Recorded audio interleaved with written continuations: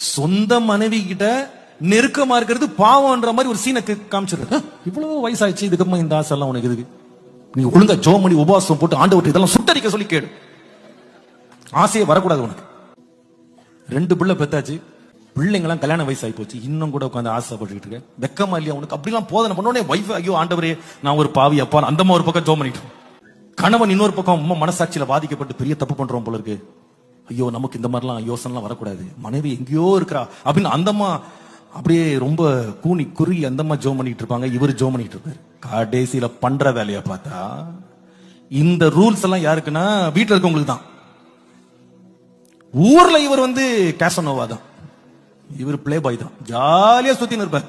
ஆபீஸுக்கு போனீங்கன்னா சீனே வேற.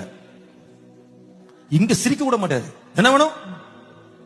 வீட்டுல மேனேஜர் மாதிரி எல்லாரையும் மிரட்டுறது, உருட்டுறது, வைஃப் சிரிச்சிடக்கூடாது, பிள்ளைங்க முன்னாடி கையை பிடிச்சிட்டு கையை பிடிச்சாங்க, பசங்க எல்லாம் பாத்துக்கிட்டு இருக்காங்க, வெக்கமா இல்ல உனக்கு வீட்டுல? ஆனா இவர் ஆபீஸ்ல செல்ஃபி எடுப்பாரு. எப்படின்னா யாரோ ஒரு பொம்பளைக்கு மேல கையை போட்டுக்கிட்டு செல்ஃபி. அங்க குரூப் ஷாட்ல இவரை பார்க்கணுமே, அப்படி என்னமோ இன்னைக்கு தான் பிறந்த மைனர் மாதிரி ஆடிட்டு இருப்பாரு. சொல்றது புரியுதா உங்களுக்கு? எதுக்கு சிரிக்கிறீங்கன்னு தெரியல. நான் சிரிக்கிறதுக்காக சொல்லல, அப்கோர்ஸ் சில காரியங்கள் நிதானிக்கணும்.